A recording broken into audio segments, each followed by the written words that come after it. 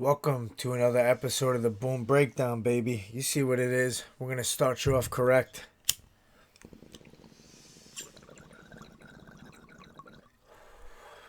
Who loves you? Boom does. We got a Boomachino right here. We got the nice little to-go mug. Even though we're not going nowhere, we're staying right here. We're breaking down UFC 254. I'm gonna mainly just do the main card. Do the main card, and then I'll maybe pick one fight or two fights that are highlighted on the earlier prelims or the prelims that I'm interested in as well. We'll make some fight picks. Maybe we'll talk about a couple of bets, and then we got some fan questions on Twitter at the end.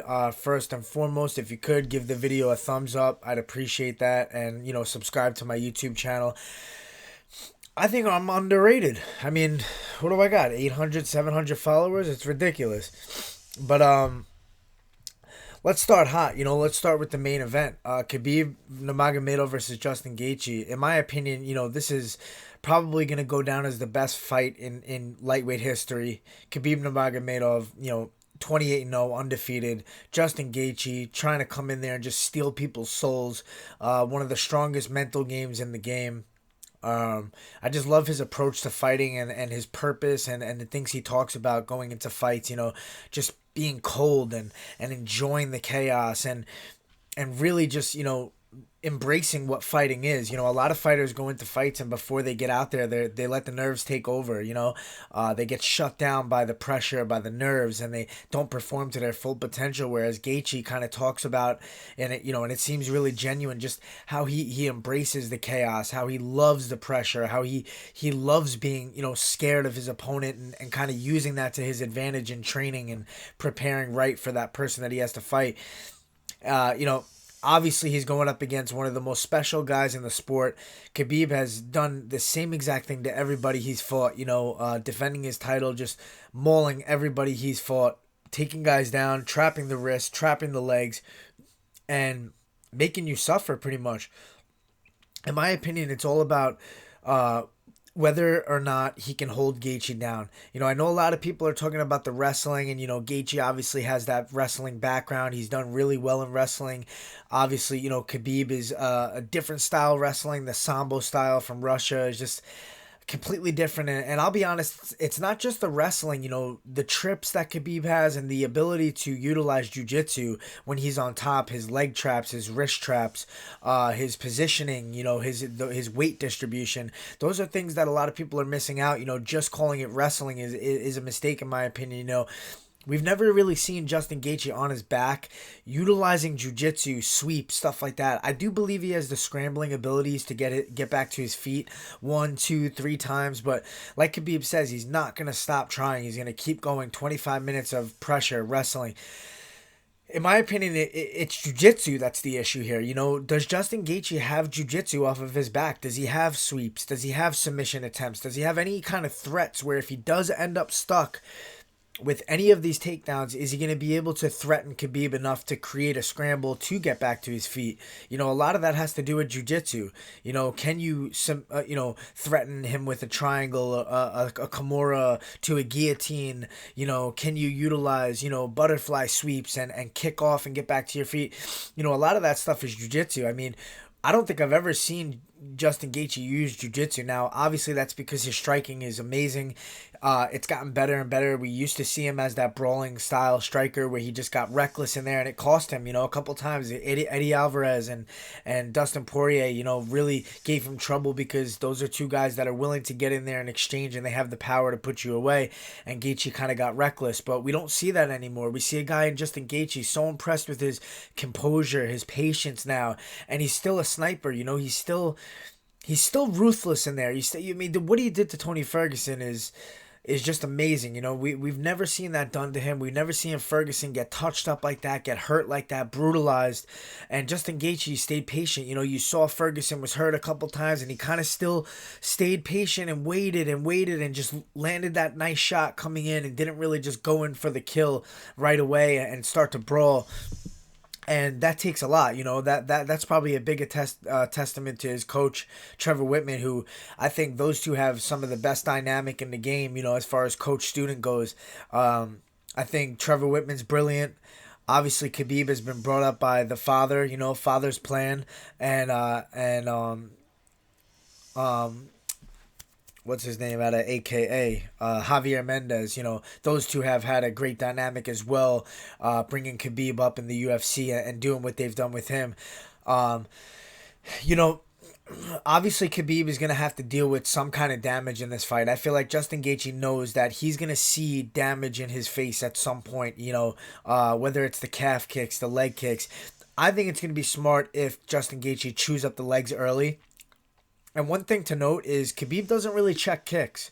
I haven't seen him really lift up his leg to check a kick. So a guy like Justin Gaethje kicks your legs 3 or 4 times, it's going to be trouble. It's going to slow you down. And if he could slow Khabib down early on, it's going to be a lot easier to keep his back off the cage. It's going to be a lot easier to land more strikes. It's going to be a lot easier to defend takedowns and create scrambles and stuff like that. I think that's definitely a big, significant part of Justin Gaethje's game plan is to land that calf kick early, brutalize Khabib's legs early, stay moving, keep his footwork going. He likes that switch stance hook where he landed on Barboza and put him away. These are things to look out for Gaethje. Obviously, Khabib, it's always been the same thing. But let's not sleep on Khabib's striking. His boxing is very improved. He stood really well with Conor McGregor, landed that big shot. We saw him drop him. I think his striking has improved a lot, and I think it's underrated. I think just because of how good his wrestling and his ground pressure is, people forget about his striking altogether. They just think, all right, we don't have to worry about Khabib striking. He's going to do this. But that's not the case. I mean, he has some kind of power, to drop Conor like that. And he's very hard to hit. Ali Quinta talked about that. He kind of pulls his head back just in time where you can't hit him and miss him, and his movement is funky and unpredictable, and that's the beauty of MMA. In my opinion, like, two of the best guys in the lightweight division, an undefeated guy, 28-0, Khabib Nurmagomedov. If you just watch him strike, you don't think this guy's a high-level boxer, a high-level striker. But in MMA, when you're mixing everything together and you're utilizing awkward movements and your wrestling is a threat and your jitteriness and your in and out and your pressure, all that stuff comes into consideration. It makes you a better striker, whether or not you look pretty or not. Look at even Justin Gaethje. He doesn't have the prettiest striking when you look at him versus, a boxer, a kickboxer, and how they strike. Just, primarily strikers look prettier than MMA fighting strikers and the way that they strike. It's a lot more creative. It's a lot more different. And I think that's a beautiful part about this sport. So, in my opinion, I think Gaethje's going to give Khabib a little bit of trouble. I think he's going to damage him just a little bit. Will he be able to hurt him enough where he'll be able to put him away? I don't think so. I just can't go against the undefeated fighter here, Khabib, who's done the same exact thing to every single person. He's a smart fighter as well. He doesn't really take a lot of risk in there. And I think, Javier is going to keep him in check. I think, we obviously have to worry about the passing of his father, excuse me, and how that affects him in this fight. But I think it's going to motivate him, and I think he's going to stick to father's plan. I love how they always say that, father's plan, father's plan.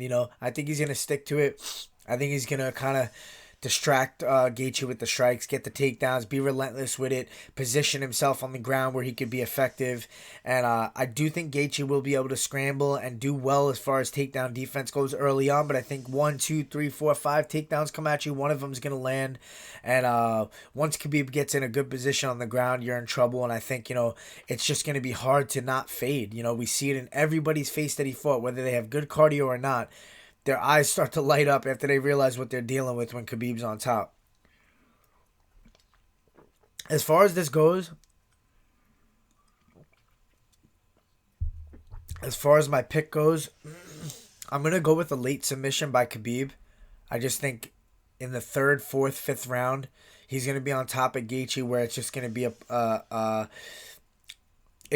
problem. I think Gaethje's going to realize, holy shit, I've gotten up a bunch of times, I've scrambled, but now I'm stuck down here. Here we are again with Khabib smashing, mauling you. I think he's going to get a Kimura, maybe a rear naked choke, something like that, where Gaethje kind of gives up his back to try to get up, but it's a little bit slower than it was the first couple of times, and Khabib's going to be able to lock up a choke, just kind of like he did with Dustin, or get a Kimura or some kind of trap like that. And I don't see Justin Gaethje tapping. He's either going to go to sleep or get his arm ripped off. So, That's my prediction. I got Khabib by late submission. I would say fourth round if I had to pick a round. Whitaker, Cannonier. Cannonier has this aura about him, man. Team Crystal. He's got this energy, he's got this positive vibe. I think he's in the right place right now. He's got this power at middleweight. He's done really well. He's essentially undefeated at middleweight. But I was really impressed with Robert Whitaker's performance against Darren Till. Very tactical fighter, hard to hit, and I think that's what's going to be the issue in this fight for Cannonier is not being able to land that power shot with Robert Whitaker's kind of karate in and out striking style. He's going to be able to outpoint him a little bit and frustrate him, and I think Cannonier is going to kind of want to just get a hold of him, get close to him, land that big shot, and it's going to be trouble. And I do think this fight will go the distance. I think Whitaker showed a really good patience in that Darren Till fight. It was such a high level striking fight. It kind of slowed down a little bit. And I just think that Jared Cannonier is more of a power striker. He's not very, I don't want to say he's not tactical, but he's just not very like point striking type of style. He's looking for that big one shot, and he does have strong grappling, and if he ends up on top on the ground, he can land some heavy ground and pound. But I just don't see him being able to take a guy like Robert Whitaker down. Very elusive, hard guy to take down, hard guy to hold down, and he has underrated wrestling himself. And Whitaker's only really lost and got finished to Israel Adesanya, so that's the champ right now. Losing to him, there's no shame in that. So I'm gonna go with Whitaker. I'm gonna take him by decision. I just think on the feet he's gonna be a little bit too much for Cannonier. He's gonna kind of offset his range and his speed, frustrate him, and just kind of outpoint him on the feet.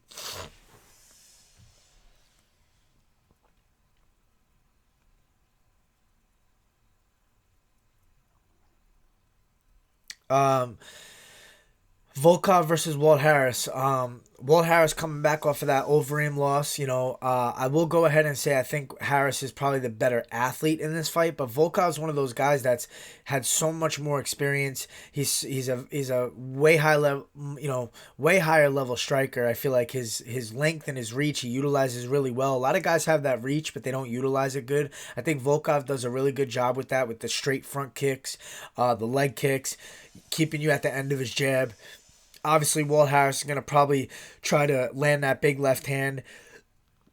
He does have a pretty good power double. He's not known for his wrestling strictly, but he does have that power double, and I think he's explosive with it. He's athletic enough to maybe threaten Volkov on wrestling, take him down a couple times, score some points there. But Volkov has some good ground game off his back. He does threaten triangles, and, he's good at, utilizing his legs off his back, kind of putting his feet on the hips and trying to kick off and stuff. So, I don't see Walt Harris taking him down and keeping him down and kind of ground and pounding and winning by points like that. I see Volkov edging him out on the feet a little bit. Maybe Harris lands a couple big shots. Volkov is hard to put away though. I think he'll keep him at the end of his punches, end of his kicks, and he'll coast with a decision as far as striking goes. So I'm gonna go with Volkov by decision. But I do think he'll face some adversity in that fight. I think Walt Harris is probably a live dog if you're thinking about betting. If I would pick one underdog on the card, I'd probably pick Walt Harris just because he's a very athletic guy. Um,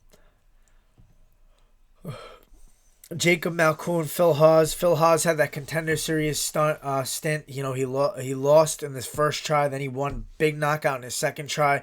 He's 8-2. He has more experience. He's also fought a lot of UFC vets. His losses are against high level competition.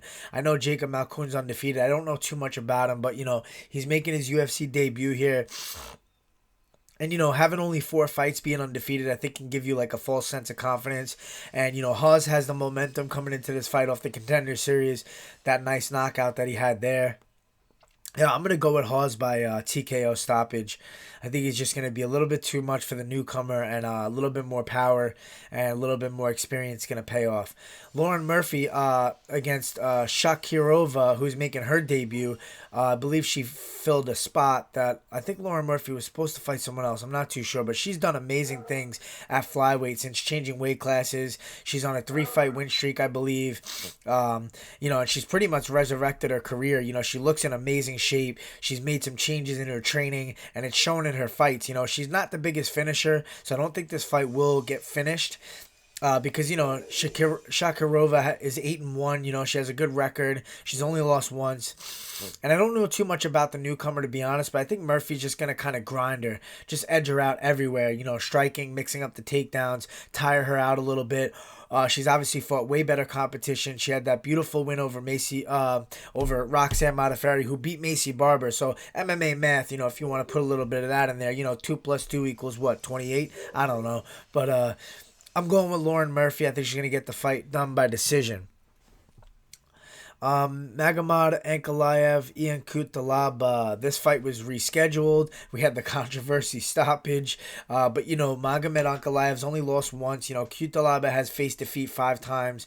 Both of these guys pack a lot of power, and I do think this fight will get finished. But Magomed Ankalaev has just showed the better striking, the more precision striking, and I think he's just going to be able to touch Kutalaba a little bit more.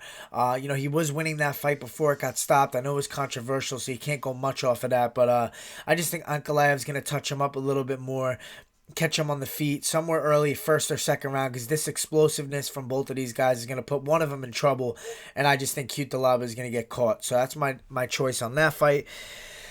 And I'm going Ankalaev by first round TKO stoppage, maybe even a KO. On the prelims, I'll make quick picks, but I do want to talk about one fight in my division. Stefan Struve versus Tai Tuivasa. I'm going to go with Stefan Struve by decision. Tai Tuivasa, no one to fade if things don't go well in the first round. He kind of lets the tank go. He lets those bombs go, and if he doesn't put you away, he's in trouble. Nathaniel Wood, Casey Kenny.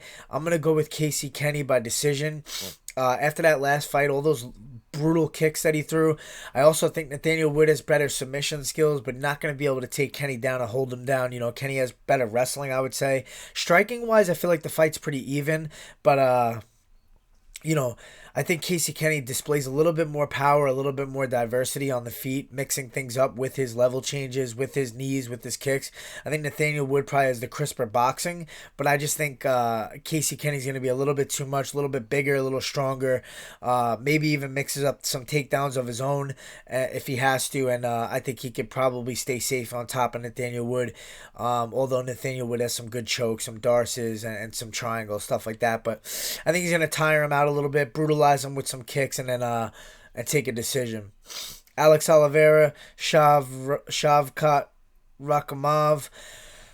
I think this is another underdog possibility. I think Shavkat Rakhmonov is an underdog here. He's undefeated, and Alex Oliveira is kind of up and down in his career. It's hard to predict where he's going to go, but he's dangerous everywhere, But I think Rakhmonov is a dangerous guy as well. He's also undefeated, has a lot of momentum behind him. Yeah, I could see an upset here, if I had to pick, I'd go with Oliveira by decision, just by mixing things up and being more active with volume. But if a finish happens, and I could see Rakhmonov getting a finish. He packs power and undefeated guy, a lot of momentum. So if I was looking at underdogs here, Rakhmonov and what's his name?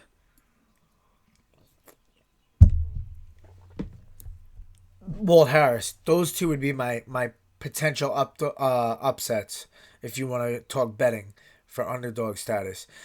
Jang Dae-un, Sam Alvey. Sam Alvey's got so much more experience than this guy, but Sam Alvey's been so up and down too, and he kind of draws guys in, and he always has that power with that right hook, but he gets lazy, and he almost accepts too much damage and too much cage control time. And if people are starting to pick up on that, it's going to be trouble for him, because he slows down the fight, and he kind of shows that he doesn't want to get in too high a pace of a fight. And if you can kind of bring him into your game and make him fight that pace, and make him kind of come to you, or just kind of put him against the cage and unleash some volume, you can definitely outpoint Sam Alvey. He tends to kind of keep his mouthpiece open. I feel like his jaw's loose, which is very dangerous for KOs. So look out for that. I don't know much about Jung Da-un, but I could see him catching Sam Alvey and putting him away. But also, with the experience Sam Alvey has had in the UFC, he's always up and down. You just never know where he is. If he could always knock somebody out as well. He's got good timing on that check hook, kind of draws you into it. So look out there for that with Sam Alvey as well. If I have to pick, I'll probably go Jung Da-un by decision. I just think Sam Alvey gets a little lazy in there, and I think this guy could take advantage of that. So that's my boom breakdown for that. For UFC 254 is going to be sick. Let's check out some Twitter questions. What we have here.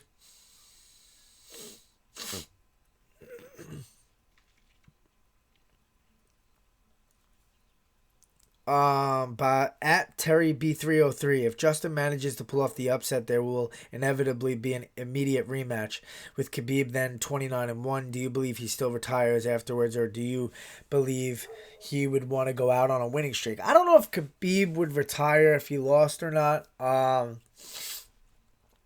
I think everybody wants to go out on a win, but if Khabib loses, yeah, I think that's a good point. And a definite rematch offer would be on the table, depending on how it happened and what Khabib was feeling. But yeah, I think it'd be a disservice to not offer Khabib the rematch if he did lose. Being undefeated and defending his title and fighting anybody that they kind of put in front of him. So yeah, I could see that happening. At Art Gomez 12, will this fight finally happen, and who do you like? Oh, Ankalaev versus Cutelaba. Yeah, I went over that before. I got Ankalaev by TKO or a KO stoppage early. Just the better striker, in my opinion. Has a better record. He's only lost once. He was winning in that last fight too. So yeah, Ankalaev. At Snoth NG, do you think Khabib might knock out Justin on the feet? Definitely not. I don't see that happening. He could hit him with something good. I just don't see a knockout. I feel everyone's underestimating Khabib's striking, and we've seen Khabib standing with outclassing McNuggets. Yeah, I mean, he has power and he has underrated striking. I think he can touch up Gaethje a little bit, and he can compete with him, but I don't think he's going to play that game. It's too dangerous with Gaethje. So, Khabib has a good jab. He's fast. He has a good overhand right, but I don't see him knocking Gaethje out. What do you think about Cannonier? Is he going to beat Rob? Well, I got Whitaker by decision, but I'm very high on Cannonier. I think he's done amazing things at middleweight. He hasn't fought the best of the best. It's right now is his chance to show he belongs at the top. But I just think Whitaker's back. He was burnt out for a while. He talked about that, but now he seems to be in great spirits. And I just think Whitaker, his last performance against Till, shows where he's at right now, where he stands. And I think he's sharp. He's really is back. It's not just talk. And I think he's going to get a decision. I think just overall better everywhere than Cannonier. Just maybe less power to one punch knockout, but just the better fighter. Um, At West2222, is Brian Ortega now a Baldy Ed? Of course. Welcome to the Baldy Ed gang, Ortega. Um, Shaved his head. I don't know how long that'll be for, but hey, welcome. At the Real Juice 88, why is everyone scared to fight Ally Quinta? Looking for some thoughts. I think Ally Quinta's hurt. Pretty sure he had surgery on his knee. He was telling Ariel Hawani. I don't think people are afraid of anybody, to be honest. I think it's just timing and the right matchups. A lot of people want to fight ahead of them in the rankings, so stuff like that happens, but nobody's scared. Um, at Nate MMA 2, do you think Justin can land those leg kicks on Khabib? Oh, 100%. I think that's going to be a big part of his game plan early on in the first round and probably throughout the fight, but Khabib doesn't really catch kicks or check kicks. He if you kick his body, maybe he'll run you over and take you down, but if Justin Gaethje kicks different. He doesn't kick very his kicks are very straight and very quick. He pulls the trigger, pulls it back. It's very hard to grab a hold of it. It's very low. He almost kicks when he's in clinch range. He can chop down those legs really close to you. He cuts angles to the outside and chops down that calf. He's really brutal with those leg kicks, and I do think it's going to be a big thing that he utilizes early on in the first round. And I'm really interested to see if he does kick Khabib like 3 or 4 times, how Khabib reacts, and if we see him kind of humanize him with that. And yeah, so that's it for Twitter questions. Um, Thank you guys for that. Always love when the fans engage, and I appreciate you guys tuning in. Follow me on Instagram, Twitter at BrianBoom135. And let's get these subscribers up, man. I mean, what the is going on here? Boom, baby.